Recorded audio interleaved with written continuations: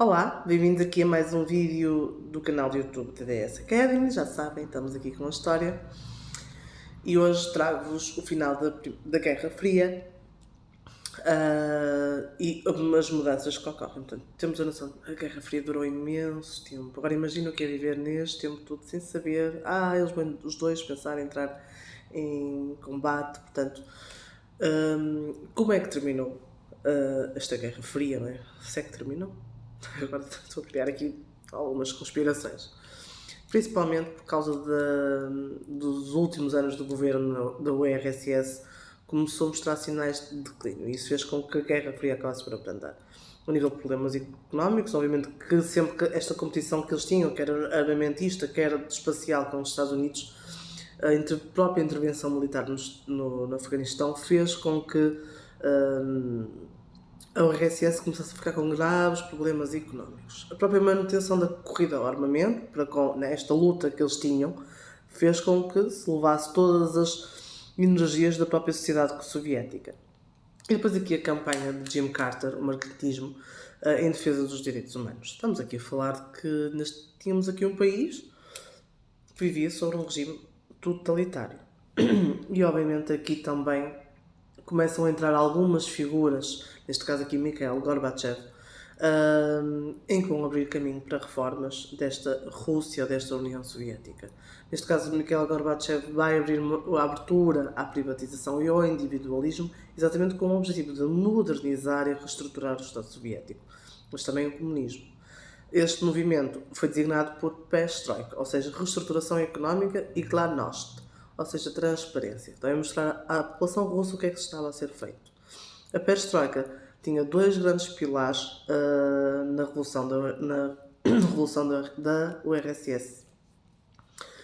O abrandamento do controle das médias, que permitiu aos cidadãos soviéticos o acesso à informação também responsável externamente, a atenuação das perseguições aos opositores, terem atenção também aos direitos humanos, a revisão da Constituição e o combate à corrupção e o estímulo à participação cívica em eleições livres e pluralistas.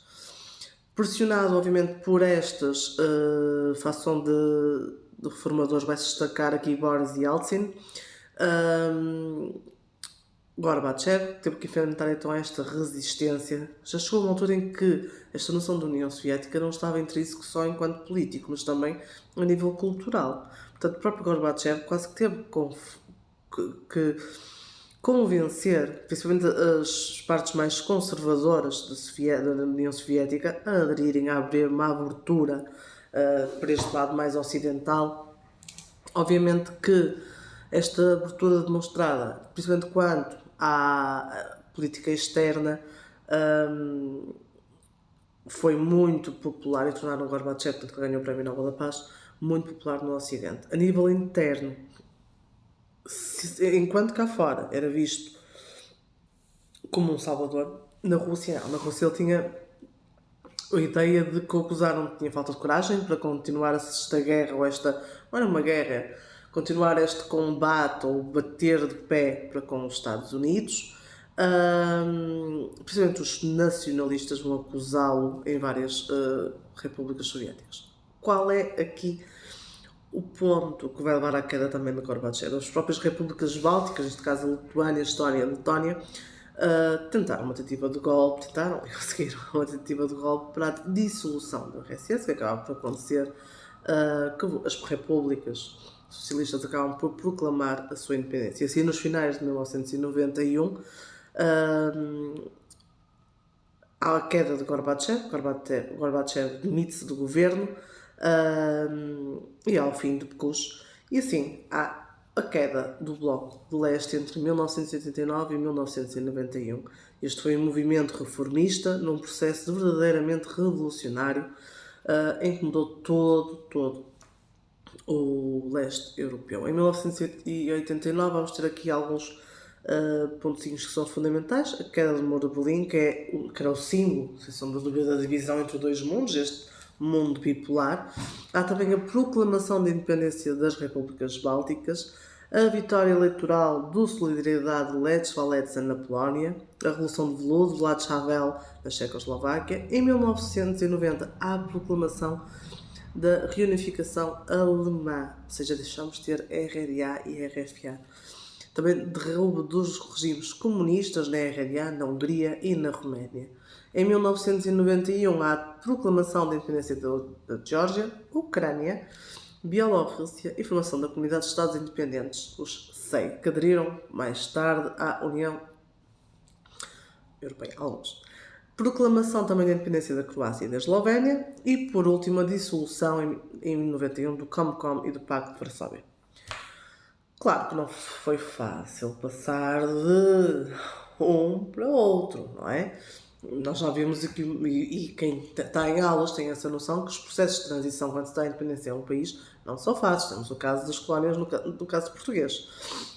Obviamente que estes problemas de transição vão se refletir, acima de tudo, na economia. Esta economia centralizadora, esta economia socialista, vão tentar na Rússia, principalmente estes novos Estados da Europa Central, enfrentar novos desafios, principalmente o novo mercado que encontram. O fim do pleno emprego, a gratuitude, os preços subsidiados de bens e serviços sociais básicos, a ausência ou total arcaísmo quanto às infraestruturas, enfraquecimento do controle do Estado, proliferação da economia paralela, corrupção e agravamento das clivagens sociais, ou seja, pessoas muito ricas e pessoas muito pobres. Obviamente que estes países, quando têm independência face ao RSS, também deixam de ter o seu apoio para resolver este tipo de problemas. Deixa de haver uma Comecon, deixa de haver um Pacto de Varsóvia.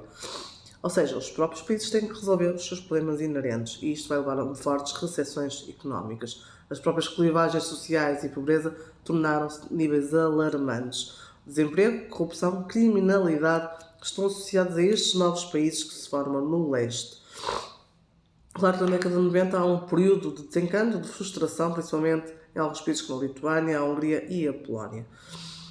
Noutros casos, como a Moldávia, o Azerbaijão e a Geórgia, e sobretudo na ex-Jugoslávia, vão ocorrer grandes guerras civis que ficam até durante muito tempo. Na República Checa, Polónia e Hungria, são países que apresentam um nível de desenvolvimento económico superior aos outros, no caso da Roménia ou da Bulgária, e que efetivamente tiveram algum crescimento económico.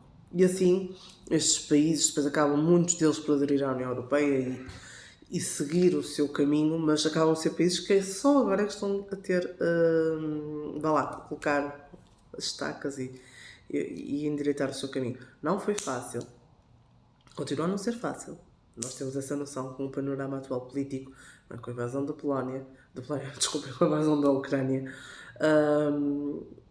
Não é fácil. E se calhar com isto acabam por perceber muito daquilo que se passa atualmente, não é?